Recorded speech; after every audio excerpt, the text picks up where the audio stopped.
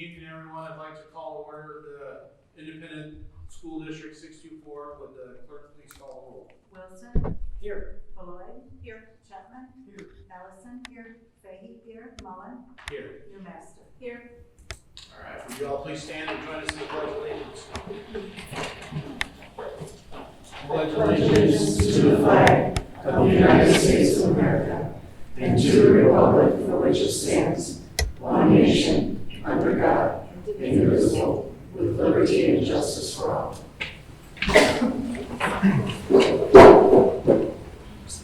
Okay. Induction of the student representatives. Dr. Kazmierczak, this is you. That was loud. Thank you, Chair Mullen, members of the school board. It's my pleasure tonight to welcome our new student representatives for this 2019-2020 school year. They are Madison Carroll, or Maddie, as we call her, 12th grade student at South Campus. She will serve as a student representative for the 2019-20 school year. She is president of the National Honor Society and participates in ambassadors and student council. She plays varsity soccer and gymnastics and looks forward to being a student representative and the opportunities for growth that it will hold. We'll hear from her in a little bit about the student report. And then Jennifer Adams, welcome. Jennifer sitting, maybe wave. So Jennifer is an 11th grade student at South Campus. She will serve as the alternate student representative for this school year. She's involved in advancement via individual determination, or AVID. She's a co-chair for a youth council and recently joined the district strategic planning team. So welcome, Jennifer. So, Welcome, both of you.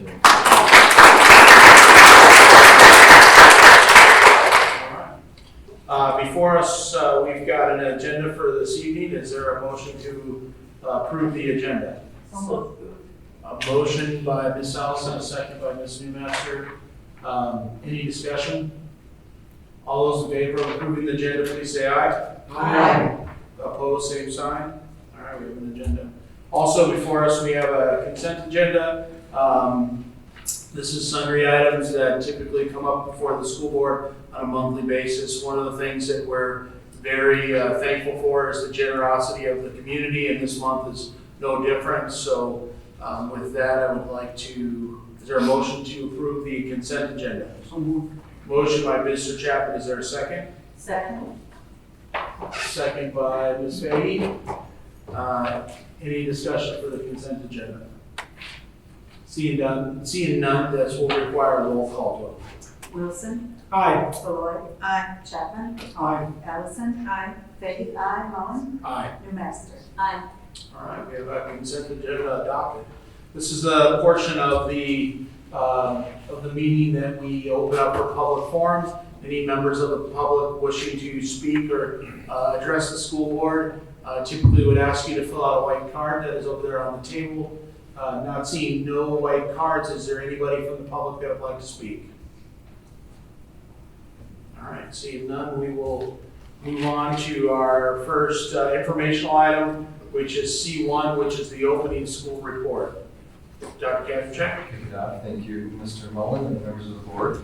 So this is an annual September school board meeting event, and it really is a celebratory event of the opening of the school year. And so different leaders from different areas of the district are going to highlight a particular area, and so we hope you find this to be as interesting as they typically are. So hopefully Sarah Paul, assistant superintendent of teaching.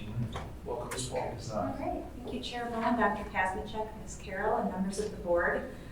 Summer is a really important time for teachers to just take a chance to really dig deep into their professional practice and just improve on their art and the craft of their practice. And this summer, the Teaching Learning team led and facilitated trainings for over 850 educators. So 850 educators participating in trainings in order to, again, prepare for the upcoming school year. And I wanted to share a couple of highlights in terms of what was happening at each level. For our elementary educators, there were two focus areas. You know, with our strategic plan, we have this coordinated uniqueness that there's site teams that have identified priorities at their site level, and they've been digging in and creating action plans for that work. And on top of that, there's been some emerging themes that really are a tie that binds across all of those plans. One of those areas is literacy. And so our principals got together, and then along with the instructional coaches, they've been working with teams of teachers to really look at structured and explicit instruction in the areas of phonemic awareness and phonics, and strengthening that aspect of our overall literacy program. In addition to that, thinking about the multi-tiered system of supports that we have for academics in our district that we've really solidified and really continued to improve on over the years. All of the strategic plans noticed that we really had some area opportunity for growth for social and emotional learning.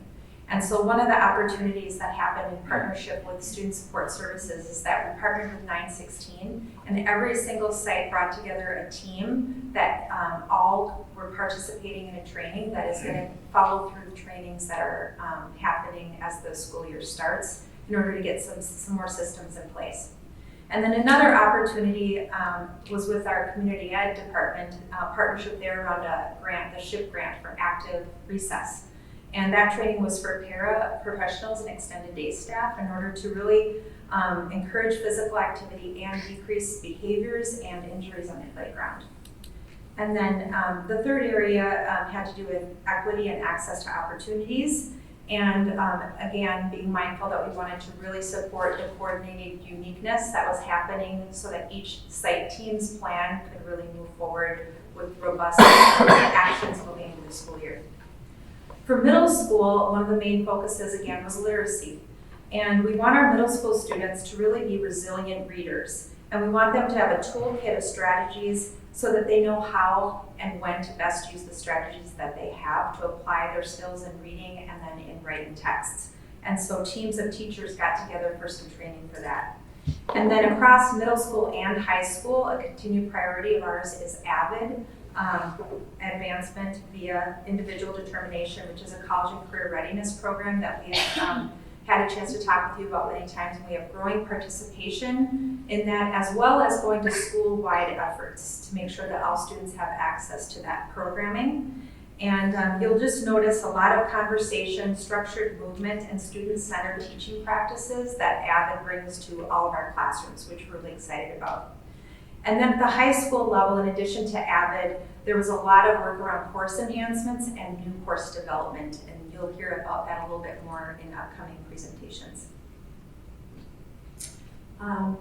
In addition to the time that teachers spend in these real structured professional development opportunities, they're spending a lot of time on their own reading and working with community partners to really think about how they can bring authentic experiences into the classroom.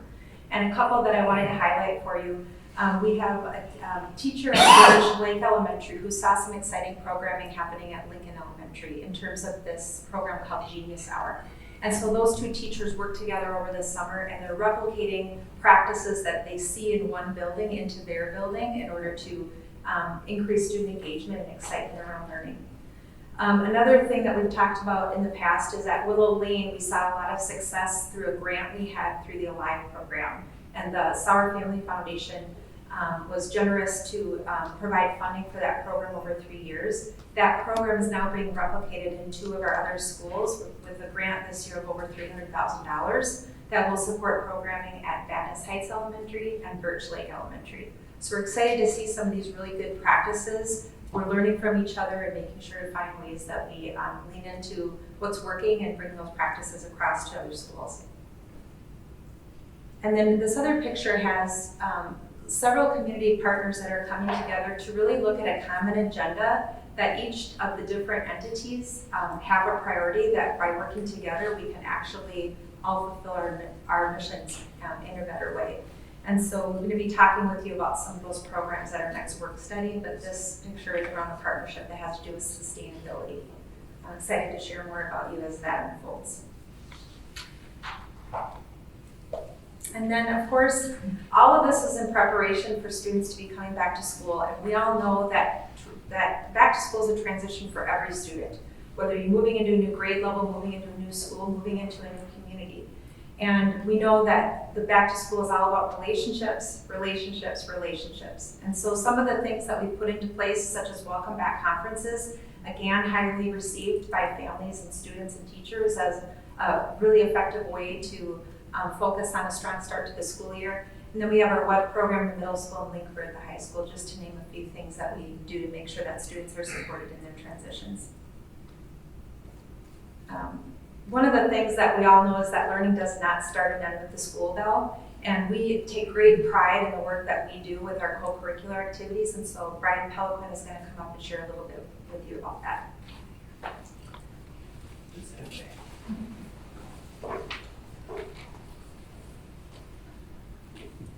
Good evening, Chair Mullen, members of the board, Dr. K, Ms. Carroll. Thank you for having me tonight to speak a little bit about our athletics and activities at the high school level. This fall, we offer 9 Minnesota State High School League sports that currently have 492 participants. We currently also have 48 clubs and counting at the high school level. We introduced 5 new clubs last school year. The one that probably has gotten the most attention is our curling club, which is blowing up across the Twin Cities. We were one of 6 schools to start last year with the curling club. It was already in existence.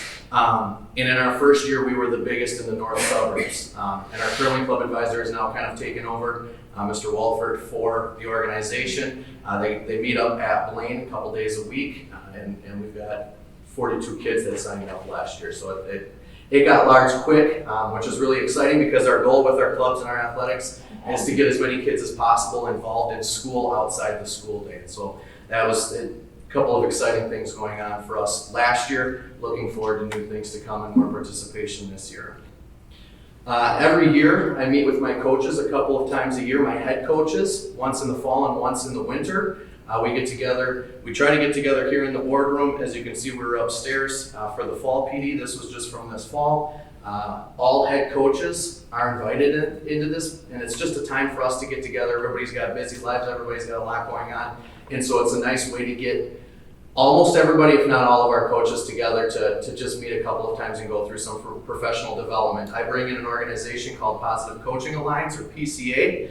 As a partner, it's much like the Why We Play initiative that the State High School League does. Our coaches have gotten more than their fill on that, and my predecessor, Mr. Herman's done a great job in introducing that. So this is just bringing in other tools and slightly different tools. The one thing that they speak about is being a double goal coach, which is very similar to the Why We Play. Talks about we prepare, we practice, and we play to win, but that isn't our overall purpose in our education-based athletics. And so kind of a double goal of doing those things to try to win, but bigger picture, developing people and developing individuals. We also get into a training and discussion on things looking at the administrative side of coaching. All of our coaches are highly skilled in whatever it is that they're teaching. They're highly skilled in working with kids. But the half of that job that tends to get lost in the mix is the administrative side, the organization, the finance, the communication. And so we process some things. We talk about what's going well, what isn't going well, things that I'm seeing. It gives them an opportunity to discuss with each other what's going well in their programs, or maybe bring up questions that they have for each other. We talk about different protocols that have been updated every year. Certain things get tweaked, whether it's attendance, grades, communication with parents, communication with me, transportation home. And so we talk about kind of the newest updates in the fall, and in the winter we look at, is there anything we want to change or update now that we're halfway through the year. We talk about bullying and harassment is a huge issue, especially with cyberbullying, and we talk about what to look for, how to handle those situations, what does our communication look like, what are the district policies, and just continuing to get that in the forefront of their brain. We speak about social media. It's this huge thing that's hanging over our students' heads all the time. And we look at not only how to teach appropriate citizenship for our student athletes, but also how do our coaches behave and interact using social media, because it is a positive tool when used correctly. And most of our teams have Twitter accounts, have Instagram pages, and just how do we navigate that when most of our kids are minors, and how do we work in that situation? And so that's a really good topic as well. And then lastly, working with parents. Parents we're there for kids, but we're also there for families and parents. And so we have lots of really good conversations about being transparent, being proactive, how doing those two things will help with any situations, generally speaking, and just making sure that the parents know where their kids are and know what the expectations are. And then lastly, it's a chance for coaches to connect with each other. Like I said earlier, it's nice for them to get together. They tend to be on islands when they're in their own sport as head coaches, and so this is an opportunity for them to maybe see that each other is living some of the same issues and problems that they're living, and hopefully connect and work together. Lastly, a couple of fun tidbits from last year. Of the 30 sports that are offered at the State High School League, we had 8 teams make it to state as teams.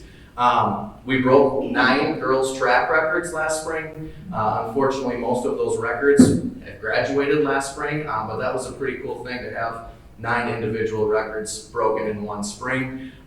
We had a girls' diver last fall who was here getting recognized for breaking a 21-year diving record at the YMCA. That was pretty outstanding.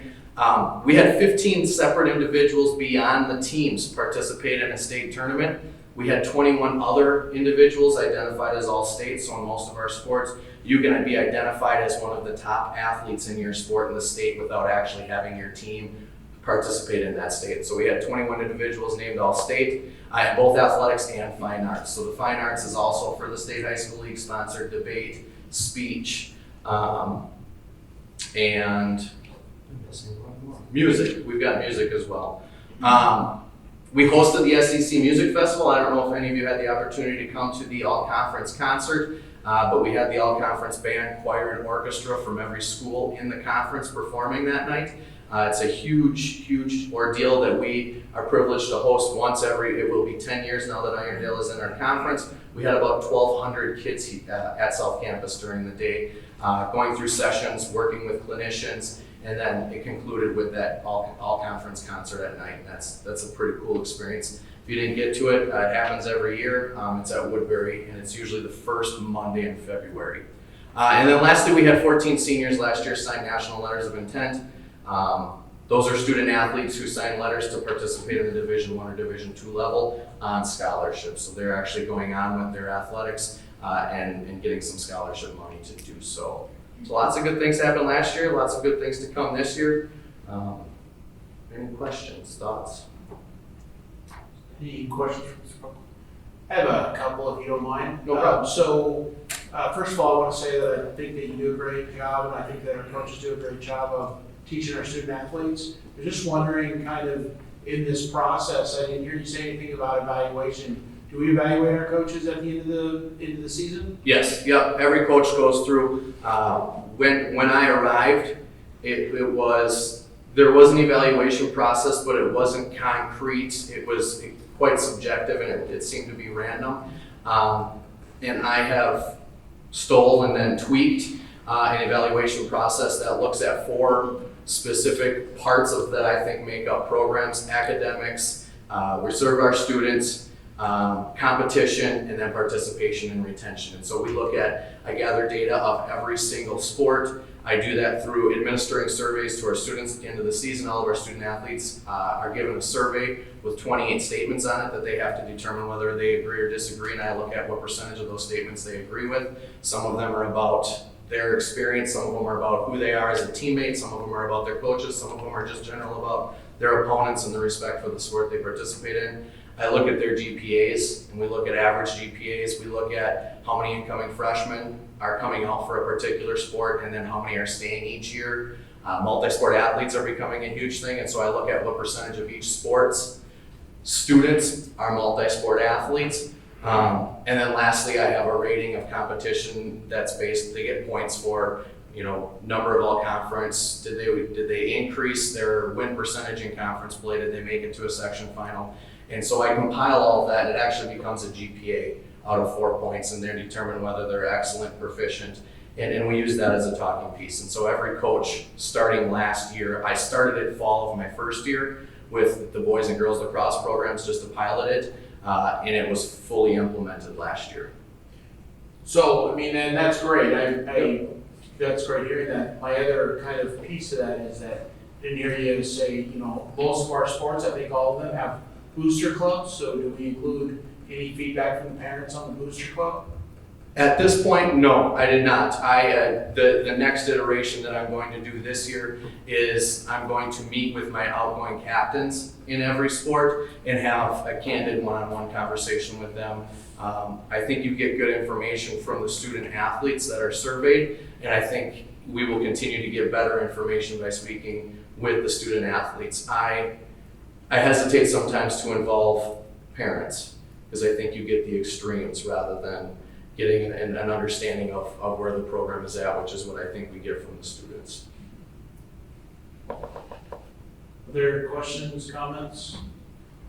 Okay, thank you very much. Thank you very much. Next, I believe, is Mr. Wall talking about operations.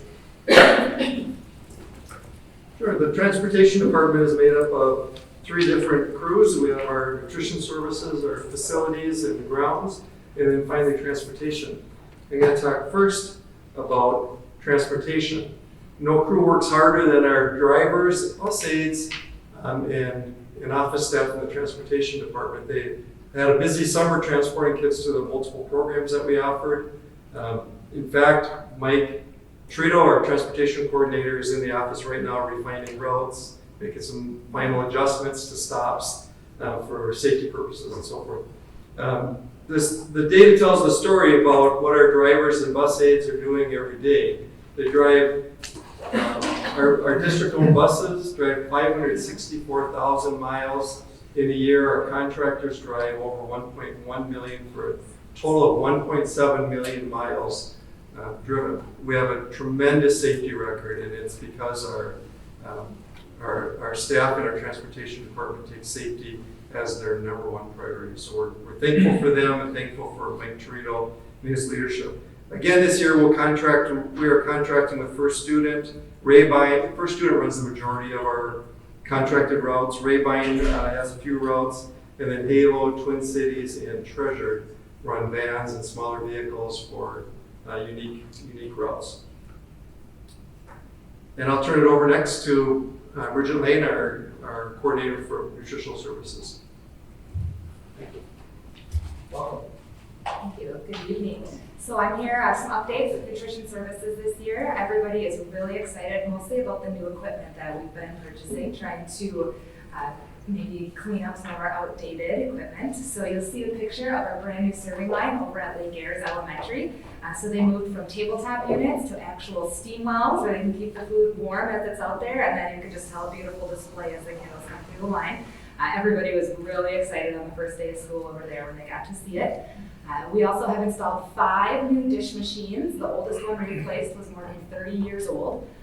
It was in pretty good shape, but for a 30-year-old dish machine, the efficiency level that we have gone from is pretty impressive.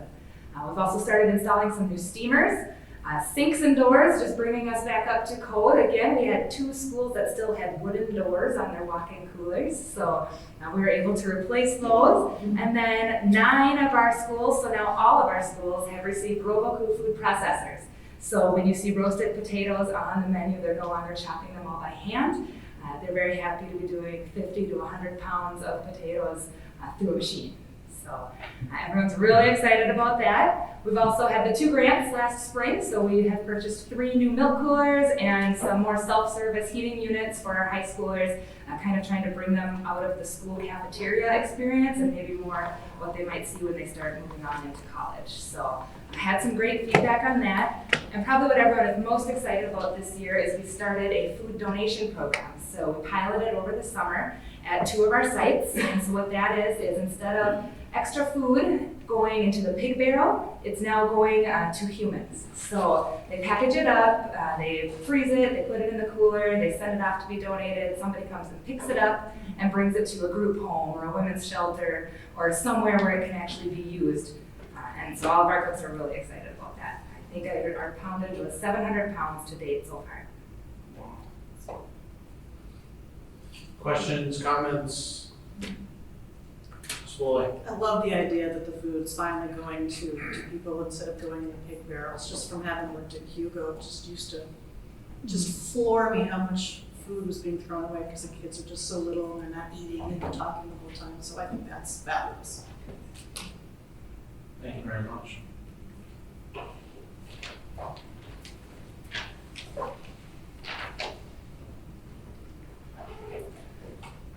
Good evening, everybody. This was a really big year for construction projects, bigger than any year that I've ever been since I've been here. And top of the list, roofing projects. We did 6 roofing projects this summer. 4 were total roof replacements. So we did total replacements over at Normandy, ALC, Willow, and as you'll see in the parking lot over at the hip. Jobs went right to the wire with this rainy summer we had. But the roofing was totally finished by August 30th. We still got some trim work, gutters and things like that going on right now, but otherwise everything was finished in time. Another big project we did, long-awaited project, was the North Campus window project. Over in the 100, 200 wing, we replaced all the old rotten windows. Many of them wouldn't open, or when they did open, you couldn't get them closed. So that was a positive project we completed this summer. We also did some parking lot resurfacing over at ALC, Matoska, in the back of District Center here. So the lots are now in good shape. They were in pretty rough shape. And then I want to highlight a couple flooring projects that we did. The Birch Lake gym floor, if any of you have seen that in the past, we just had old VCT tile, many were water damaged, and we put a new rubber gym floor in with a Bear logo in center court, which is pretty cool. And our solar projects, the installations have started on our 6 solar projects. We have solar going on 6 of our roofs. On 5 of them, the panels are already on top of the roof, and on 3 of them, the panels are hooked up, but not in service yet. So hopefully by the end of October, 5 of the 6 solar installation projects will be complete, and we'll be piping in energy from our solar panels into our buildings by the end of October, hopefully on at least 5 of the 6. Sunrise is a little behind because we did the roofing project over there, so they're just getting started on Sunrise now that the roofers are off the building. Questions, comments? Ms. Newmaster? Just one. I mean, it's amazing, and having worked at North and dealt with windows, I'm sure they cheered. And I'm just excited about the solar installation, and I do recall when they presented their project to us, I don't know, 3-4 months ago or something like that, they talked about the amount of data that would be provided to teachers so that whether they want to work with it with math or science. Do you know when that'll be online? Yeah, we've been in discussions with them about some educational packets we can send out to parents and students and teachers, and they're working on that for us right now. So hopefully by the time the panels are online, that will have all that information to provide teachers and parents. Thank you. Ms. Lloyd? Could you just remind me which 6 buildings the solar panels are going on? Bonica, Birch, Lake Airs, Willow, Matoska, and Sunrise. We kind of spaced it out based on our newer roofs. And they're going on the gym roofs at all of them except for Birch. And our gym roofs on these 6 locations are fairly new. As you know, we did the Matoska Lake Airs Willow ones a few years back. So that's why we chose those buildings, is because of the rough age, and we won't have to move them during their service life.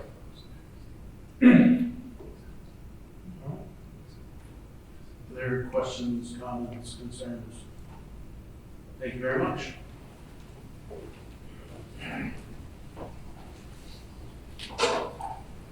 Hey, good evening. So this summer, Extended School Year Services provided instruction to 125 students, pre-K through age 21, who demonstrated a need for summer services to make progress on their goals. One of the summer highlights was a Safety and Community Helpers Day with Officer Brian Link. I'd like to thank the White Bear Lake Police Department who partnered with us on that, and Officer John Betty for helping us organize this fun day. Last week,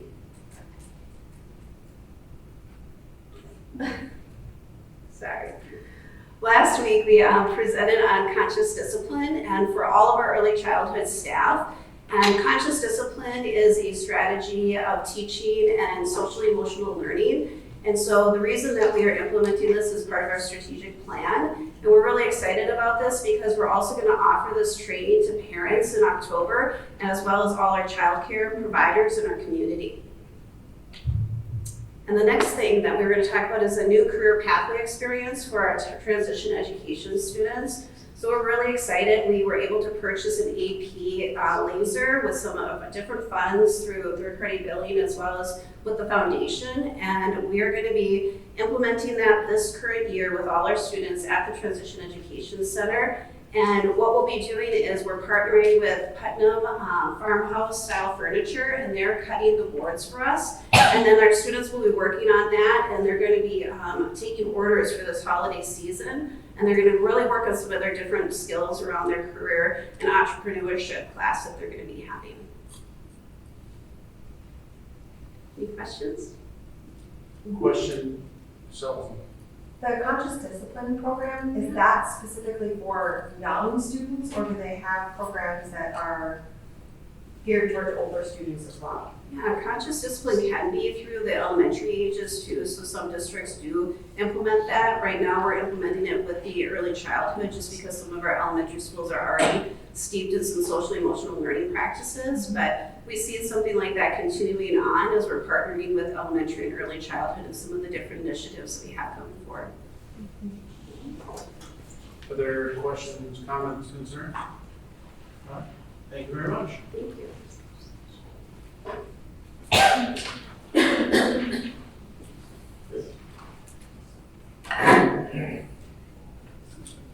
Good evening. I'm Steve Asper, Director of Technology and Innovation, here to talk to you about some of the things that were going on in the tech department this summer. Summer is a busy time for all departments, as we're hearing, and technology is no exception. And our Summer Tech Depot students play a huge role in that process. We had 31 student workers this summer wiring over 700 Chromebooks into carts. And then they processed by unpalleting, unboxing, unwrapping, enrolling, and asset taking over 2,000 new Chromebooks. And then in addition to cleaning physically and digitally 1,200 additional Chromebooks. In addition to the hardware, the students also supported events such as teacher trainings and this photo that was taken at the employer breakfast. And note the cool student designed and partner funded t-shirts that students wore this summer. In addition to that, technology department staff were working on installing 40 flat screen TVs in classrooms. They replaced over 100 desktop computers and also updated the internet content filter Lightspeed on almost 1,600 desktop computers. That process is something that happens digitally and automatically sent out to computers, but each one has to be touched individually for a final setup. Technology is also busy supporting training in the summer, like new teacher orientation and reserve teacher trainings. And Innovation Camp this summer featured 17 courses in 3 morning sessions with an optional supported collaboration session in the afternoon, and trained over 50 teachers. And 2 of the ideas that were moved forward in the Big Sleuth also had big events happen this summer. One was that the washer and dryer were installed at the ALC for student use. And secondly, last week, LifeTouch delivered the vouchers for free student photo packages. Those will be distributed to schools later this week. So that's just a quick summary, not a comprehensive list of all of our work in the technology department, but I'll end with the over 5,000 Chromebooks that were distributed in the last week to students. This is always a monumental task that takes a lot of work from our talented team of tech staff in collaboration with building staff, and we're very proud of them. So thank you. Questions? So can you, great work by the way, but can you tell me, I know for a while there, our plan was to get 1-to-1 on Chromebooks can you tell me where we're at from what grades to what grades? Absolutely. So our Chromebooks are 1-to-1 from grades 3 through 12. Grades 6 through 12 are essentially a true 1-to-1 in that students are holding them 24/7 and have them. Grades 3, 4, 5, and 6 have classroom sets, and those Chromebooks for the time being stay in the classroom. And grades K through 2 have 2 students per touch screen device ratio. And that has all been implemented now. And those stay in the classroom also? They stay in the classroom as well. Thank you very much. Other questions? Mr. Chapman? Where do the Chromebooks that are no longer used in the various electronics, where do they end up? I mean, do we have a contract with a recycling firm, or I'm just curious where all the... Yeah, we do. We have, there are three things that happen with our electronics. Once they come back, our Chromebooks that are still usable are some of the ones that the students cleaned and kind of refurbished and got ready to redeploy. And they're often deployed in places of need that maybe aren't a real strong need, but would be a want rather than a must-have. For example, one-off devices for a check-in kiosk for students that are coming in during the middle of the school day, for example, those kinds of things. So we try to get as much life out of them as we can. Once they're ready to be retired, we do have a program where we can resell them to a recycler if there's any value left in them. And we do that so that we can offset the cost of some of our other electronics recycling that now we have to pay to recycle, so we can get that to be a net zero. Other questions? Dr. Newmaster? I have two questions. One is about the recycling. I remember when the Chromebooks went in, it was reported that the lifespan was expected to be about 3 years, and then they needed to be replaced. What have you found it to be at this point? Yeah, we found that it really depends on the model of the Chromebook. And now that Chromebooks have been around a little bit longer, manufacturers are making them to higher standards, and they're lasting a little bit longer. So our earlier Chromebooks, we were struggling to get 3 years out of them. Now we've actually gone to a 4-year cycle with high school students. So our freshmen that will receive a new Chromebook this year, we're counting on it lasting through their high school career. And do they get their same Chromebook back so They get their have same Chromebook back every motivation year. to treat it nicely? Absolutely. That's Yep. good. My other question is on, and we had a discussion of this, I think at maybe the last work study that you were at, but we were talking about how do we make sure every student, we can provide Wi-Fi access, hotspot, or something at their home, and not tell them to go to a coffee house to read their textbook. So Right. what's our plan, and how well are we kicking it up this fall? We're exploring other opportunities for that right now, but since our last discussion, we've been focused on getting these out the door, and then we'll be able to focus a little bit more on that process. We know that we have somewhere in the neighborhood of 5 or 6% of our students that are in some sort of need, and we need to follow that up with some more information about what level of need they need help with. But we are, with the inventory that we do have of hotspots, they're already in the process of being checked out to students. Other questions, comments, concerns? Okay, thank you very much. I'll turn it over to Matt Moss. Good evening. The Human Resources Department has been working very hard over the summer. It's actually one of our busiest periods as we get into the spring and then all the way through the summer. Just a little bit of an update on contract negotiations. We do have actually our tentative agreement with the WBLTA to come before the board this evening, so we'll have a little bit more information on that, but we're certainly excited to be entering the school year with that agreement in place. And then we're working really hard. We actually have kind of an interesting phenomenon where we have nearly all of our contracts open at the same time right now. And so we're working hard to stage those negotiation processes, which will take place largely throughout the fall here, headed into the winter. And we're also taking the time to just make sure that we have people properly grouped so that as we're finding settlements, we're making sure that we don't have outliers and that we're not finding winners and losers within our system. So we're taking some time to step back and pay some attention there as well. New hires for the year. So the other thing that our department has been working incredibly hard on is getting ready so that we're fully staffed for the school year. And it was down to the wire, but I think we're essentially there.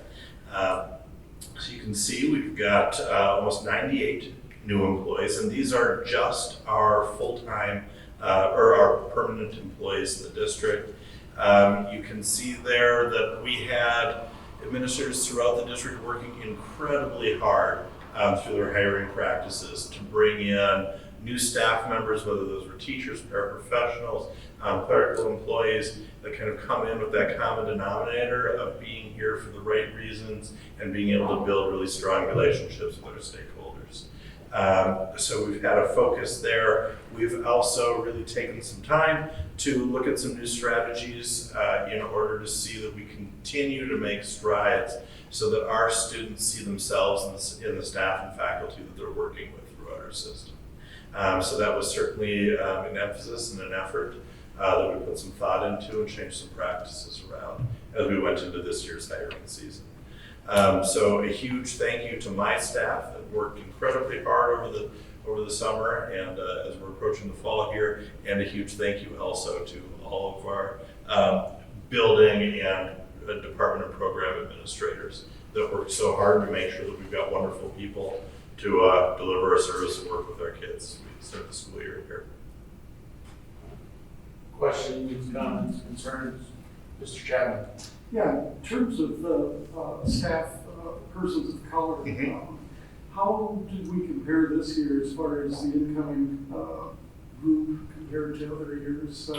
Did we make any headway there? We did. It's actually a fairly significant, stronger, especially in the areas, especially with our teaching group. So we saw some significant gains there. And like I said, we did move forward with some targeted strategies to try and make that happen. And we felt like we were able to experience some success there. Other questions, comments, concerns? Okay, thank you very much. Thank you.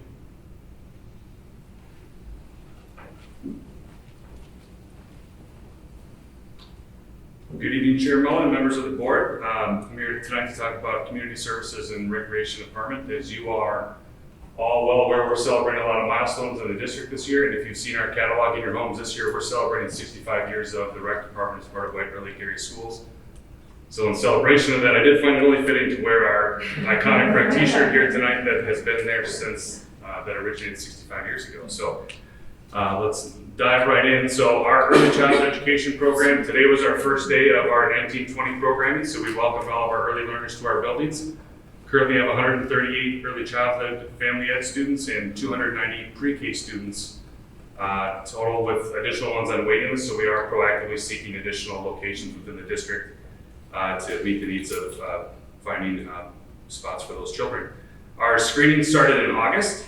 Screening is required by the state for all children entering kindergarten. We do provide these screenings at no cost to the families, and within just the 2 days in August, we've seen over 60 kids already, and we will see additional screening dates throughout the entire school year. So if parents are looking for screening dates, just call us or look on our website. That information will be available for you. Lisa Warren already mentioned our conscious discipline training, so I'm not going to take too much time up to that, but it was great to see our ECFE, ECSE, and Bare Fundamental staff all together at this training to have consistent strategies across our programs that are serving our young students. And one new opportunity we're happy to talk about this year is we started a grandparent and me class, which provides opportunities for grandparents or grandfriends of our young learners to interact with our young learners through intentional learning games and activities this year. Just some important dates coming up. Our conscious discipline, like Lisa had mentioned, is October 3rd for parents in the community or perhaps our child care centers. We have a farm trip, field trip to Pine Haven, nighttime screening option for parents who might have a difficult time getting their kids in during the day on October 14th. Community baby shower on the 15th, and one of the best parties of the year, our annual early childhood costume party at our Normandy Park location. And if you haven't been, I highly recommend it. Parents, get into it with the kids too. They come up with all kinds of crazy costumes and stuff to wear. I'll be there. You can look for me. I haven't decided yet, but I might be going as Tim Wall. So,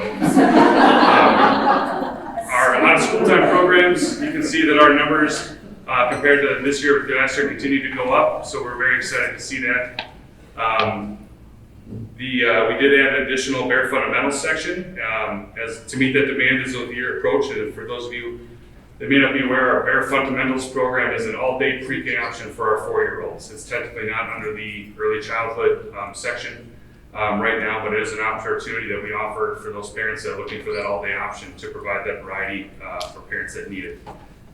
So we did add another one at Hugo for this year. Last year, we awarded $25,000 in scholarships assistance for families that qualified for the scholarships, and we will continue that this year as well to do our best to make sure that students get to participate in the programs that they like to be. Our free middle school, our free middle school flex program continues this year. In addition to that, we're also going to be expanding into some opportunities for service learning and career exploration within our programs as well.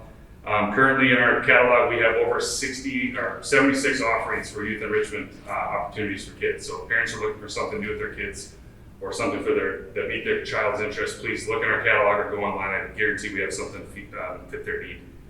Our targeted services is available for students who need additional academic support after school. That usually starts usually early to mid-October. This year, we do plan to increase our communication to build teacher awareness and use it as an intervention strategy, and then build cohesion between teaching, learning, and community to better support our students. And then our just some upcoming events. Our middle school events are expanding even more this year, so we'll have additional options for our middle school students with our Friday Night Live events, open gym, movie nights, and more. Our third annual middle school lock-in will be on October 17th. And what's great about all these middle school programs is they're not school specific. We intentionally program these opportunities for students from Sunrise and Central to meet together so they get an opportunity to start meeting other peers that they're going to be going to high school with in the next year or two, depending upon their grades. So we're excited to see those expand. And then just our last slide, we have just a countless number of events and activities coming up here. There's a lot listed up here, but I'm just going to kick off a few. Continuing the success of our Many Faces of White Bear Lake collaboration, this year we'll be kicking off our Many Faces, Many Stories series. That first one starts this Thursday the 12th from 9 to 11 at the Hannaford Performing Arts Center. It's a book discussion from a book called The Best That We Could Do, which focuses on the immigration and lasting effects of displacement, and author T. Bowie will be there in attendance to discuss her book. And these events will continue on where, if you remember, it's a collaboration with us, the Greater White Bear Lake Foundation, Historical Society, Montemita, and Century College. So there's a number of opportunities coming up for that this year. Homecoming, our 6.24K, will be on September 28th at 9 a.m. And for those of you that have attended in the past, just know that this year it is at North Campus. This year, as it will coincide with our 100-year anniversary that we'll be celebrating that day here as well, that all-class 100-year reunion. Our adult basic education courses are continuing to be underway. We did move back to the Area Learning Center after being at South Campus for the summer. So we will continue our ESL classes on Tuesdays and Thursdays from 9 to noon, or 5 to 8, and 5 to 8. If you know of anyone in need of English as a second language courses, or perhaps GED prep or information, on careers in healthcare, IT, or paraprofessional, please contact us. We'd be happy to connect them with those services. And lastly, for our youth recreation, our rec soccer, volleyball, and flag football programs are underway. If you're out and about September 19th, swing on by South Campus and watch our young flag football players compete on the turf, under the lights, outside. It's a great time if you've never been there for that. The kids just love being out on the field where the big kids get to play and under the lights. It's a really cool environment for them. And then currently our registration is also already open for our rec basketball programs for grades 1 through 12 coming up here, as well as our middle school registration wrestling program is also open. So just a reminder, check out our catalog, visit us online. We have tons of opportunities for the entire community. And if you have any ideas or an opportunity at any age level that we're currently not offering, please contact us. We'd love to hear what you have to say and see what we can do to offer that for you. Questions, comments? Yourself? I just wanted to say I really appreciate that there's a nighttime for screening. Coming from a 2 working parent household, I really appreciate that, and I hope that there'll be more opportunities for that in the future. Yeah, it's a tough, because it's something sometimes people question whether or not the students are at their best, the little ones at night, that late, but I feel like at 3 to 7 is a good time to go. Anything after that, I have 2 little ones, I want to bring them. Other questions, comments, concerns? Okay, thank you very much. Thank you. Good evening, Chair Mullen and members of the school board and our student liaisons as well. I'm Marissa Betty, the communications director, and so I'll give a brief overview of some fun things that are happening in the communications department. It is always a fun time, and we always have exciting things happening. So what we've chosen to really focus on for tonight is the tangible things, the things that people can have in their hand and see in front of them as we prepare for the school year. And so some of these may absolutely be familiar to you as well, but the activities calendar came out and was mailed to all of our families. The website was updated, and we did do some tweaks during the summer, and we'll continue to do so as we hear input from people on what works best. Beginning of the year letters were sent out to all of our staff members and to our families as well, both in English and in Spanish for those families that would require Spanish. Our free and reduced lunch applications, we did change this year in working with our nutrition services department in just making those letters more welcoming and easier for families to pay attention to. And additionally, that was also mailed out in Spanish to Spanish-speaking families as well, which was a nice switch for us to be doing this summer. Speaking of that, then the translations, certain publications from the district, of course, were created in both the Spanish and the English versions. In addition to an event that many of you were able to attend, the convocation event, we had a hand in that in welcoming all of our staff members back and employing the likes of students and staff members to be involved in that welcoming experience for all of our staff members. A way that our parents and our families have gotten involved has been through our Back to Bears challenge, or Back to School Bears challenge on Facebook. We invited people to hashtag Back to School Bears in any Facebook posts that they had done, and as you can see, our families had a lot of fun with that. This is a combination of photos that we had gotten last week when our middle school, high school, elementary, and then of course kindergarten students started last year, and then we'll do the same thing for the classes that are starting this week. I'm sorry, I said here last week. And then this week, the early childhood programs, including our Bear Fundamentals program, we've invited those parents to do the same. So I'm hoping that we'll have just as many beautiful photos of our students who are pre-K to be able to share out as well. And then in addition to that, of course, we have our regular communications. A couple of them would be the facts that we share out every day on our social media accounts, our community e-newsletters. Of course, we do the weekly video, and we've started that again now that the school year has started. So we continue to share out information and keep people engaged and informed in those ways. Our attention has also, of course, been turned this year to our informational campaign for the bond 2019, the referendum. So early in the summer, we had done the Bears update and included information about the bond referendum or potential bond referendum and facilities planning process at that point. And then the Bears Bulletin that was just in August and mailed to all families along with the Community Services Catalog. Included a 3-page spread about that as well, just letting people know the information involved in a really comprehensive plan that people, of course, need to read to understand or catch the details. In addition to that, we've got fact sheets and bookmarks that we have created for people to come to that understanding and get what's going into this. In addition to the informational videos and articles written by Dr. Kazmarchek and by others. Again, translated information is important to make sure that we're providing the information in the way that people are looking for us to do so. Public meetings are coming up, and I know that Dr. Kate has been meeting with a lot of groups already, but then we do have 3+1 at the Senior Center public meetings coming up as well. An opportunity for people to come in, hear the information, and ask their questions as well. And then on the docket as well will be a district-wide mailing that we're working on, and then again, using our regular channels to get information out to people will be an important part of that. And so I'll end there before I have a final slide, but first I'll make sure that nobody has any questions. Questions, comments, concerns? Okay, thank you very much. All right, then I'll end with a fun welcome to the academic year. So thank you all very much. Thank you. Dr. K, is that all for the? That's a wrap for that one. Wow.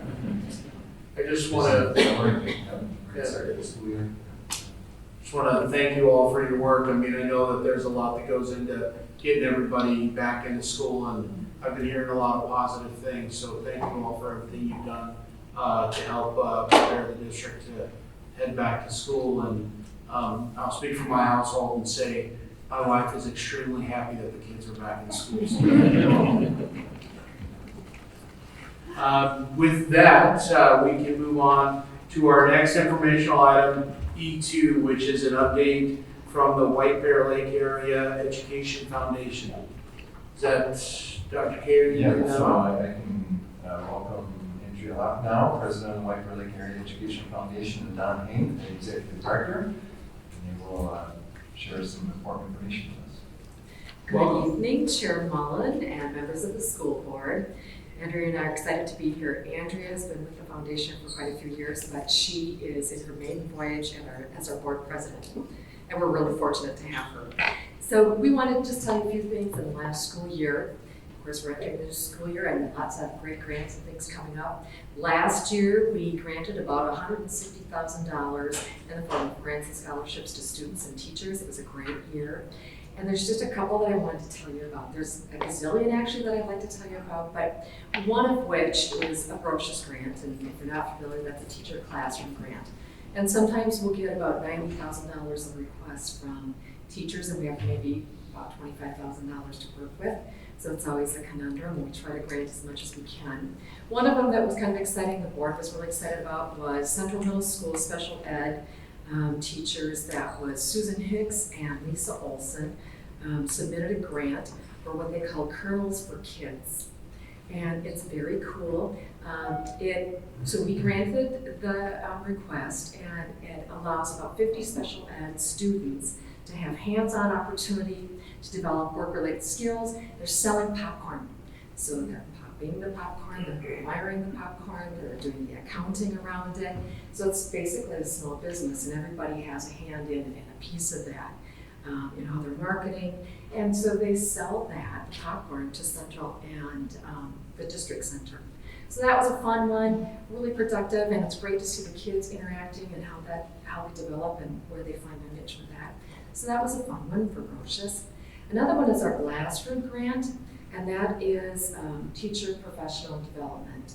It's always very popular. We've had so many interesting grants that have come in for teachers around the world. You know, opportunities to go to conferences and see how they're teaching in Sweden. One of them that I particularly like, I didn't know when I put this in here that Tiffany Dietrich would be here this evening, but Tiffany and her cohort, Catherine Olson, submitted a Glassroom grant, and they wanted to take a tour to Alabama, Arkansas, Georgia, Tennessee, Mississippi, all kinds of things, and this is in the summer of 2018. They called it the Arc of a Moral Universe. And so this was a road trip that they did, and all about social justice. They have a passion around social justice, and the things that they saw on the trip were astounding. And when they presented to our board, it was just impactful to hear the experiences that they had, and got to meet people that were very proactive in the 60s. And so when they brought that back, and Tiffany obviously could speak to this better than I could, but when they brought that back after the trip and they talked to a variety of different organizations, it had such impact that there's another organization in the city that now is going to be sending children to take the same tour. So, you know, when I think about what we grant at the foundation, you don't know what the ripple effect is, or if it's one person, or if it's going to be hundreds of people in this particular case. It was really impactful. So we were excited about that one. There's lots of them that I'd like to tell you about, but we have awarded over $37,000 in the form of student scholarships and grants. Our Angel Fund is always needed in the district. Sometimes we forget that there's a need in our very own district here. We provided about $14,000 to secure food and housing for families in need. Our closet, which is located at the ALC, we provide warm clothing. We get inundated at this time of year for folks that need assistance. And about 200 children we serviced last year. So we're excited about that. I could go on, but Andrea has an invitation for you. Yes, thank you. Good evening, Chair Mullen and members of the school board. So I'd like to personally invite you to our Buried Legacy event, which is being held on October 11th. You might have already heard about it. Registration is live on our website, so you can just log on and purchase a ticket. But this is one of two major fundraisers that we do at the foundation. We do our golf event and we do a fundraiser in the fall. Some fun things this year that we're doing. We had a very generous donation from White Bear Mitsubishi. And they're donating, it's a 2-year lease, or equivalent to $5,000 towards the purchase of a new vehicle. So we're hosting a raffle this year, so something fun and different. But we are going to be pre-selling tickets at the homecoming game, probably on September 27th, and then at the all-school reunion as well on that morning on the 28th. So look for us there. So we're hoping to make a difference this year in kind of our fundraising model and doing something a little bit different. So we invite you to attend if you're able to. I think that's all I have for now, so thank you. Is there any questions for the education manager?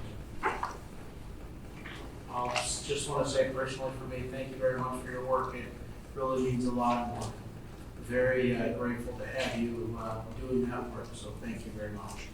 Thank you.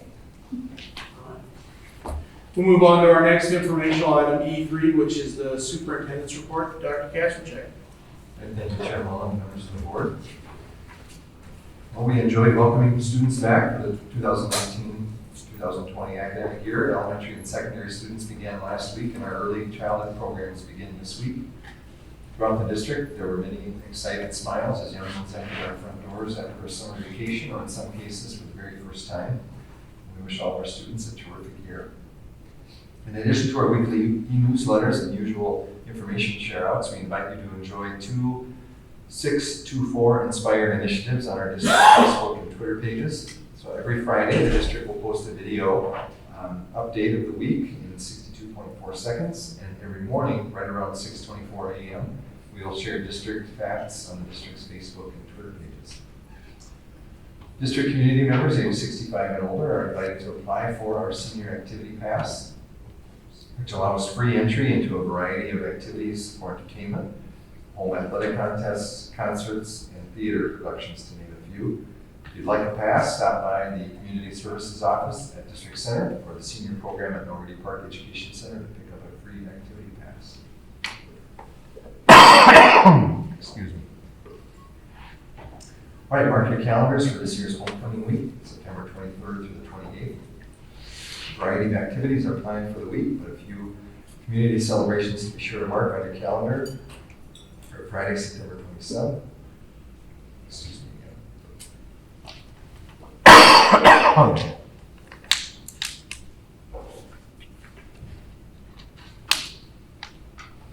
Bit of a summertime cold. All right, Friday, September 27th, our homecoming parade in downtown White Bear Lake at 3 o'clock. Our homecoming football game at South Campus at 7. Saturday, the 28th, homecoming Bear Power 6.24K Family Fun Run Walk at North Campus at 9 a.m. And this was noted earlier, this is a different location due to our all-school reunion. So the Alumni Association is hard at work, putting finishing touches on an all-school reunion and dedication event, celebrating the Washington School Bell that is now on display in front of the District Center as an Alumni Association gift. The event, open to graduates, staff, families, and community members, will take place on the morning of Saturday, September 28th at District Center, the original White Bear Lake High School. Festivities include a free pancake breakfast, an alumni car show, District Center tours, photos with Bear and the Bell, and a book signing with alumni author David Garenbeck. Right, and at this time, I'd like to provide a few details about the bond referendum request that will be on the November 5th ballot, which would fund the comprehensive facilities plan projects that address building needs across the district. We're going to watch a short video that explains the complex bond referendum in 3 minutes. It's a 624 fact. We've got a really good thing going in White Bear Lake area schools. So good that families are choosing to build their homes and their futures in our communities. The district has seen 7% growth since 2010 and expects 2,000 more new students will enroll during the next 10 years. let's face it, that's 25% higher than our current capacity. On November 5th, voters will be asked to approve a bond referendum to fund a comprehensive facilities plan. This plan is the result of a nearly year-long process involving a committee made up of 90 parents, staff, and community members. If the bond referendum is approved, every building in the district would be updated in some way, creating a domino effect of solutions. Here's a bird's-eye view of the plan. District-wide additions and renovations would accommodate projected enrollment growth. Safe, secure, and healthy learning environments for all students.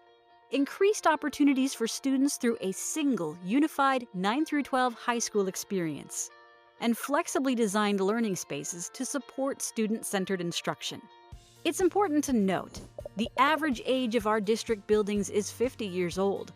Tack on another 5 decades for the oldest building. If approved, there are building-specific changes that will happen in order to meet student enrollment and academic needs. The new elementary school would be built in Hugo. Onika Elementary would become a K-5 school, and Hugo Elementary would become a Northern Early Childhood Center. The facilities plan also includes bringing all high school students together in a renovated North Campus, which means better access to more comprehensive course offerings, including college and career pathways options. Fewer transitions for students during critical adolescent developmental stages, and maintaining consistent, longer-lasting staff and student relationships. The high school expansion allows for Sunrise Park Middle School to relocate to South Campus. The current Sunrise Park Middle School site would house various multi-generational community programs, including the Senior Center and Early Childhood Programming, the Transition Education Center, and the district office. This makes room for Central Middle School to expand and take over the current District Center building. This comprehensive plan impacts all of our buildings and students. If the $326 million bond referendum is approved in November, the average homeowner would see a tax impact of about $23 per month. The future is bright. Families continue to choose our school district because of the way we support and engage all learners. After a tremendous amount of discussion and planning over the past year, the team came up with a plan that would accommodate our projected enrollment growth. It provides more programs and opportunities for all residents, aligns with the district's strategic plan, and is financially sustainable. Please learn all you can about the bond referendum and remember to vote on November 5th.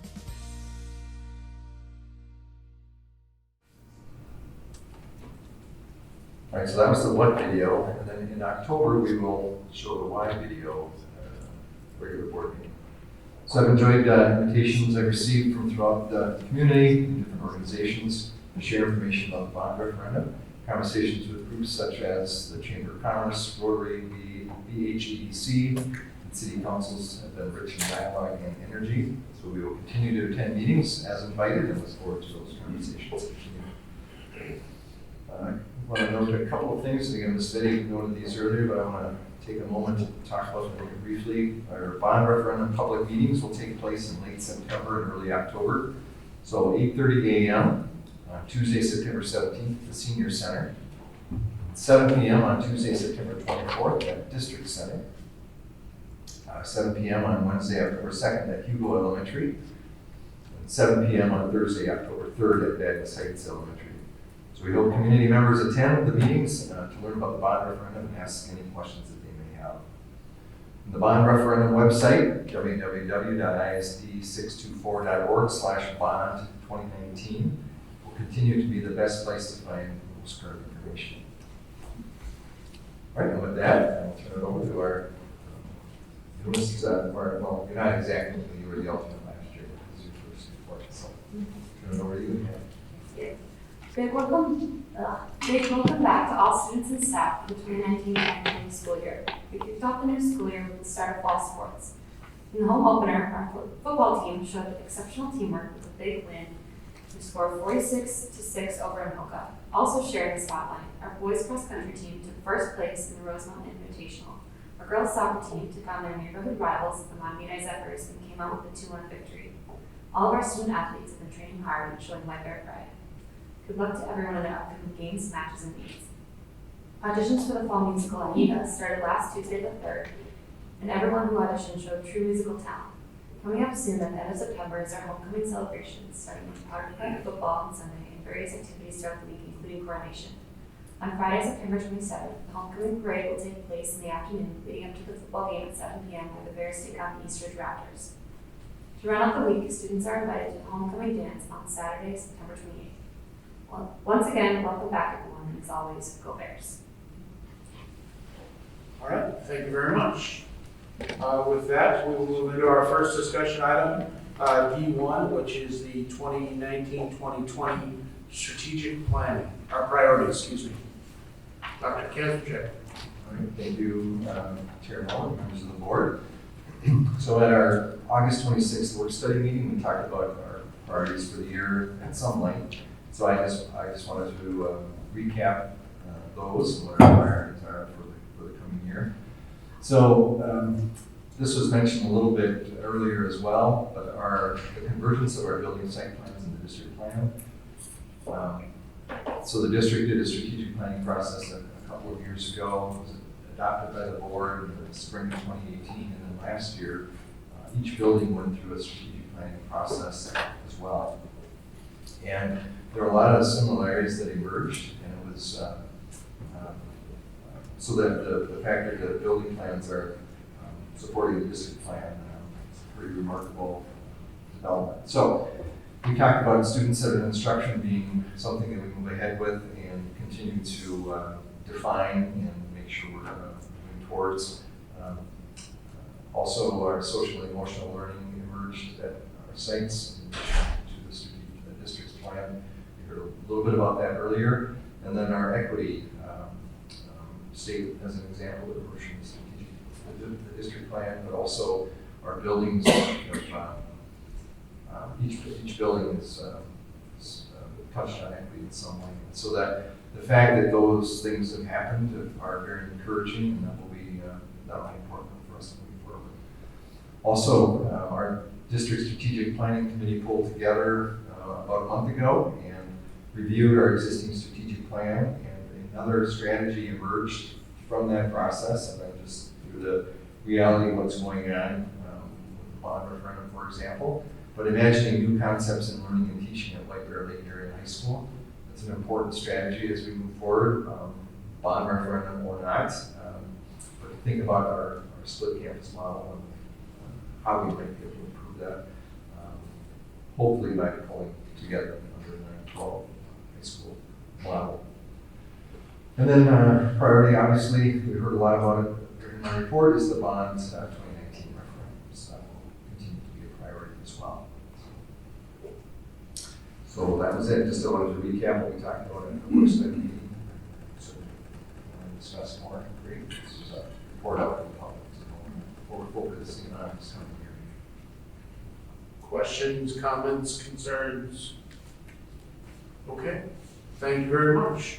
We'll move on to our next discussion item, D2, the opening enrollment report. Mr. Wall.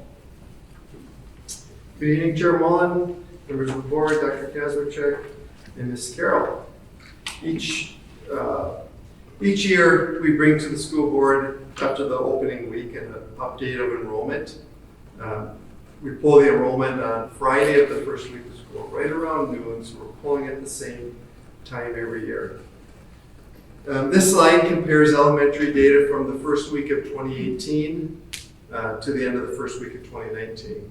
So the elementary number is down just a bit. Generally, they're pretty consistent. But we had a big fifth grade class, big fifth grade cohort that moved into the middle school. And so that explains a bit of what we've seen at the elementary school. Lake Ayres and Lincoln saw some modest increases. Vadnais Heights actually had a pretty significant increase this year. So we're at minus 28 at the elementary school. At the secondary, our middle schools are both up. I mentioned a large fifth grade cohort that has been moving through that we've been watching as it's moved through and has impacted enrollment. So we're up 66 at the middle school. We also had a large cohort in 8th grade 10th grade that moved to 11th. And so we saw some decreases at North Campus, increases at South. The high school's about the same, +1. So our secondary enrollment is up 67 students, leaving the elementary and secondary combined at +39. The slide shows enrollment by grade level and then the cohort change. So our kindergarten class this year is at 691. That's 9 students higher than we saw last year. First grade was a little bit unusual. We saw -21 in first grade, and we dug into it a little bit to see what happened to our K going into first grade. And it was a bit of an anomaly. A large number of students, 26 students actually, moved out of the district and no longer living in the school district. So a little bit more of a fluid cohort going into first grade. The rest of the grade levels are all pretty consistent, up slightly at the other elementary grade levels. 12th grade at +82, we see that every year. That's accounts for the Area Learning Center and our transition education program. It accounts for most of that 82 students in 12th grade.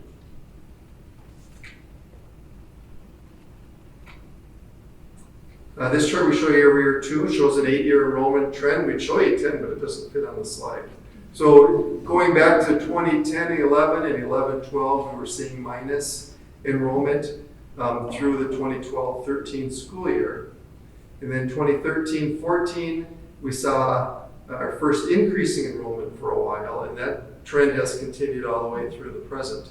16-17 and 17-18 were a little bit of outliers there. We saw really significant jumps in those years, and the last 2 years now have been more modest, which is probably okay, given that if we had 150 kids show up, we'd have troubles finding spaces for them. Our early childhood enrollment has been stable the last few years. There's just a number of years ago, we improved our protocols for identifying early childhood special needs students, and we've gotten much better at it. We identify kids early, we get them intervention at a much earlier age. And so now we're seeing more stable numbers in the early childhood special education, and our ECFA preschool numbers are pretty consistent. So good programming in those. We've reached a pretty significant number, and we're just pleased our families are continuing to take advantage of the opportunities presented to them. You've seen this graph before, and you actually saw it on the video earlier today. We've been, in our presentations, been talking about 8,702 is the capacity of our school sites as we sit today. And we've been telling people we're gonna be starting the school year right at about capacity. We didn't think we'd end up at exactly capacity, 8,702. So that's where we're at for enrollment. We'll be bringing enrollment back to you in October. Really, October is a more stable month for us. There's going to be some adjustments here over the next few weeks as we identify students who are enrolled but move out, and we'll have more than likely some students coming late arrivals here in the next week. Any questions on enrollment? Mr. Wilson? Yes, have we had time to develop any data for open enrollment yet? Or is that really more of an October figure? We do have data for open enrollment. I didn't prepare anything for tonight, but we certainly could do that. And in a nutshell, we have more students open enroll out than in, but that gap has been decreasing significantly over this whole period of time, these last 3 or 4 years. We've seen that number of students open enrolling out of our district decreasing pretty rapidly. I might add a couple things there, Tim. So that the final open enrollment data is provided to us by the LPE. So sometimes we report on open enrollment and it's a little bit of a lagging indicator. So typically the data might be a little bit older because we don't necessarily know if a student moves into the district or doesn't enroll in the district. We might not ever know about that student. So we can pull our own data, but the best data is what can be provides us. It's to indicate that's trending the right way. So we bottomed out just like 3 or 4 years ago, and now we're trending the right way so that net loss is not as great. So that's a But positive. important to note also that our enrollment projections are based on our district enrollment, and not on open enrollment projections. That's been a question that's come up in this information. So that number, that 10,800, is based on what we anticipate our enrollment to be due to our resident growth. There are questions, comments, concerns? I have one, Tim. Is on the early childhood, is that opening enrollment each year? Is it open? Is that the opening? Oh, that is the opening. That's the opening for each year. Yeah, in fact, I noticed that the ECFU is at 136 here. Tim Maurer showed 138, so their numbers are a little more current than Friday's. They have 30 open contracts right now in preschool, so we may see those numbers. So part of our issue here is that we don't have space to go beyond these numbers at this point. True. Yeah, we've got students waiting for services. And so space in early childhood is at a premium. We're struggling with trying to meet the demand. There's significant demand for early childhood programming. Yeah, thank you. Other comments, concerns, questions? Okay, thank you very much, Mr. Wall. We'll move to our discussion item D3, which is the discussion on the review and comment statement. Mr. Wall. Okay, thank you very much. Well, as you well know, at the July 15th school board meeting, the board approved a decision to move forward with our facilities plan for a November 5th referendum. Minnesota statute 123B.71 requires school districts to submit a review and comment document for proposed referendum projects. Our consultants from Wold Architects and Engineers, Paul Aplikowski and Sal Bagley, who are with us tonight and available for questions later, submitted that document on behalf of the school district to the Commissioner of Education. Subdivision 12 of that statute indicates that the school board must hold a public meeting to discuss the commissioner's review and comment, as well as publish a summary of the commissioner's response in the local newspaper. To meet those requirements, the board will discuss the review and comment this evening. The review and comment summary will be published in the White Bear Press on September 18th, and the review and comment document will continue to be available on our website. I mentioned that Mr. Aplikowski and Ms. Bagley prepared the review and comment document. You can see it here. It's about a 500-page document. It includes all the resources that our facilities committee looked at and just a significant amount of information. So if anyone really wanted to dig in deep to understand the nuances of the projects that we're pursuing, they'd be able to find all that information on our website. As I noted earlier, that was review and comment was submitted to the Commissioner of the Minnesota Department of Education July 16th. The criteria being reviewed centered around the educational and economic advisability of the proposed construction projects. This oversight allows the MDE to provide guidance and support to school districts. There are specific topics which we are required to report on in the review and comment document. That includes the geographic area and population being served, a list of existing school facilities, a list of specific deficiencies of the facility or the maintenance needs of the facilities, a description of the projects,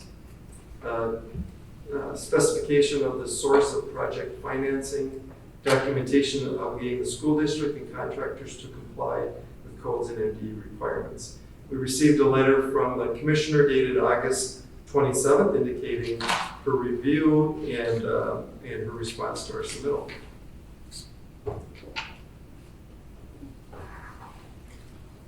Next slide. Okay. So, in the findings, the summary of the proposed projects really looked at the value of the referendum, the ballot date, general statement of the projects. And so the commissioner wrote that White Bear Lake Area School District, ISD 624, is proposing a single question referendum on November 5th, 2019 that would authorize $326 million in bonding authority to finance district-wide facility upgrades. The largest project components are the creation of a single site 9th through 12th grade high school at the North Campus school site in a new elementary school. Other projects proposed include district-wide classroom additions, renovations, and site improvements.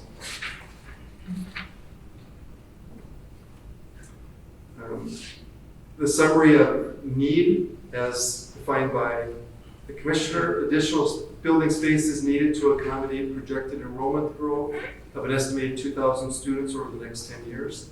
The district has supplied cost estimates to operate and staff the additional building space and believes existing revenue, along with additional revenue from enrollment growth, will be sufficient to fund any operational cost increases associated with the proposed facility improvements. In addition, the school board believes the proposed projects are in the best long-term interest of the district.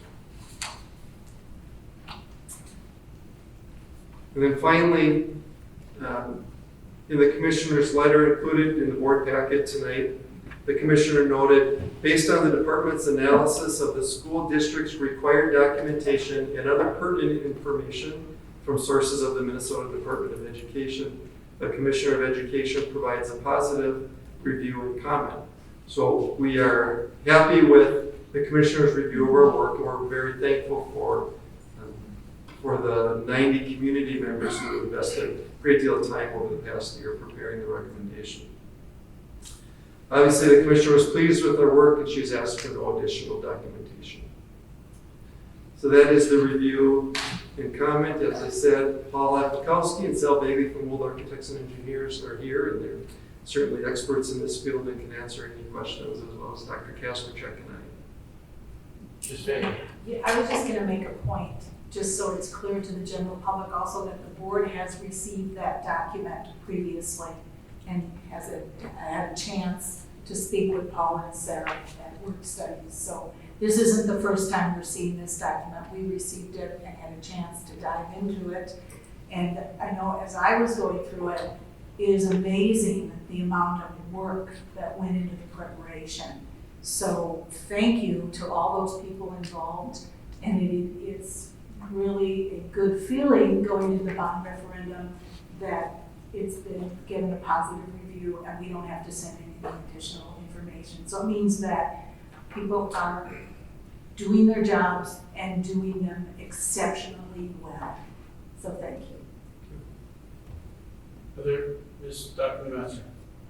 I'll just add to what Ellen said, and I have had neighbors talk to me about it and ask questions, and everybody is so impressed with the collaborative nature and how many people had input and who came up with these ideas. A community came up with them and really worked hard. The number of hours people put in is amazing. All the subcommittees for the last 2 years with community members and parents and students. I think a lot of people know that, but everybody should know how many people came up with this, and they had to have agreement to present it. So it was a wonderful process, the best I've ever seen in my almost 50 years in this district. Yeah, great. Ms. Carroll was a member of one of those committees, spent a lot of nights all over the district, really, digging in deep and giving feedback. Other comments, questions, concerns, anything else? All right, thank you very much. Thank you. We will now move on to our next discussion item, D4. Every year, the school board is tasked with evaluating the superintendent. And this year, the process started in July, completed in August, and I believe that we did a review in the August work study. We now have a summary to read in for the record. So I would ask the clerk and thank the clerk for her work to get the summary prepared. I would ask her to read the summary for the record. Okay. This report provides a summary of the board's performance evaluation of Dr. Wayne Kazmierczak for his second year as superintendent. The superintendent was evaluated using 10 questions related to the performance areas of leadership for continuous improvement, stakeholder involvement, financial management, communication skills, and policy development. For each of these 10 questions, each board member chose a rating of meets expectations or does not meet expectations, and had the opportunity to add narrative comments. To aid in the evaluation, Dr. Kazmierczak provided a self-reflection of his performance on school board district administration priorities for 2018-2019. The evaluation was shared with Dr. Kazmierczak in a closed session on August 26, 2019. In this session, the board discussed possible goals for the 2019-20 school year and areas for improvement. In each of the 10 questions, Dr. Kazmierczak received rating of these expectations. Leadership for continuous improvement. The superintendent has provided leadership in the second year of the strategic plan, development of our equity commitment, and development of the comprehensive facilities plan. These initiatives have been inclusive, collaborative, and transparent. He has a good eye for balance, seeing how we need to balance our obligations and make changes to ensure a quality student experience. It is clear to the board that he has student achievement at the forefront of his priorities. He has been trying new approaches in this area, for example, instructional cabinet, and is regularly evaluating their effectiveness. He is able to identify parts of the site plans that will need significant systemic support, such as grading and reporting. Dr. Kazmierczak has sculpted the district's vision for at least the next 10 years. Stakeholder involvement.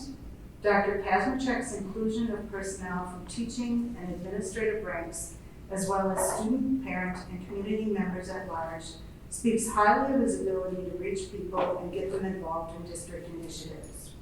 He has built a positive relationship with his cabinet and leadership team.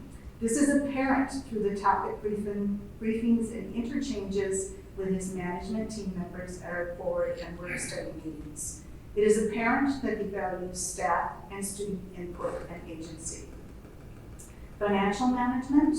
He has been involved with school finances all of his administrative life. He has developed great acumen for all aspects of financial management and has an ability to explain complex financial data.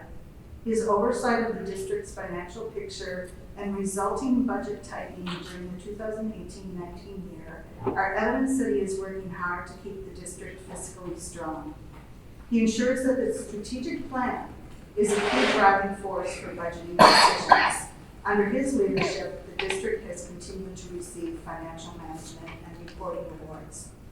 Communication skills. Dr. Kazmierczak demonstrates effective communication skills and multiple opportunities to meet with staff, students, families, community members, and press. The superintendent is skillful at listening and gives thoughtful, honest answers, presenting concepts in understandable terms with a calm demeanor. Policy development. The superintendent works with the policy committee and his team to ensure consistent and timely policy review. The board appreciates the progressive approach and support to have a deep look at policies to ensure they are inclusive and respectful. The board looks forward to Dr. Kazmierczak's continued strong leadership to move the district forward on its mission and appreciates the development of an atmosphere of collaboration. So, thank you, Dr. Kazmierczak. Thank you very much. Okay, we will move on to our next discussion item, D5. On occasion, the policy committee brings forth reviews policies, and this month we have for our first reading policy 205, policy 402, policy 419, policy 423, and policy 523. Are there any questions, concerns, comments regarding any of these policies? They are in the packet, and this would be the time to bring that out so that they can move forward to the next month. Any questions, concerns, comments? Okay, so those policies will then move forward to next month for their final reading and to be adopted as updated policies. We will move to our first and our only operational item E1. Bear with me 1 second. And that is, Mr. Mons, I'm assuming this is you. I'll take it. We'll take it. E1, which is the action on the tentative agreement, 2019-2021 agreement with the White Bear Lake Teachers Association. And there it is. So, Mr. Mons. All right, so just a couple of notes. First of all, as I had stated before, we're very excited to be at this place in September, and we're hopeful that we will be hitting the first payroll here for our teacher group, and we'll have a settlement in place, so we're very excited about that. I'd just like to say thank you very much to the district team that put in a lot of hours to make that happen, and then also a big thank you to the team from the Teachers Association who came to the table ready to collaborate, and that's always what we want to see, and it was a really positive process. So just want to say a big thank you on that end once again. This agreement was ratified by the teachers at the end of August, and now it's the school board's turn. And the only other thing that I would mention is that we've had a number of closed sessions leading up to this, and so we've had conversation with the board surrounding the summary of what that agreement entailed. Okay. So we have a recommendation to approve the proposed 2019-2021 master agreement with the White Bear Lake Teachers Association by passing the following resolution. Whereas the parties have reached a tentative agreement on the July 1, 2019, June 30th, 2021 contract, whereas the association has ratified the contract, then it be hereby resolved that the School Board of Independent School District 624 approves the 2019-2021 agreement and authorizes the chair and the clerk to execute the agreement on behalf of the school board. Is there a motion to do so? So moved. A motion by Mr. Wilson, is there a second? Second. Second by Ms. Ellison. Let's have this require a roll call vote, please. Actually, let me back up, please, 1 second. Is there any discussion regarding the resolution? Seeing none, now let's have a roll call vote, please. Wilson? Aye. Beloit? Aye. Chapman? Aye. Allison? Aye. Fahey? Aye. Mullen? Aye. Newmaster? Aye. Okay, we have ratified, we have an agreement. Thank you very much. With that, this is the portion of the meeting that we open it up for board forum. Is there anything under board forum that we'd like to discuss? Seeing none, I will entertain a motion to adjourn. Mr. Chair, I move to adjourn. And I'll second that, and all in favor? Aye. Aye. We are adjourned.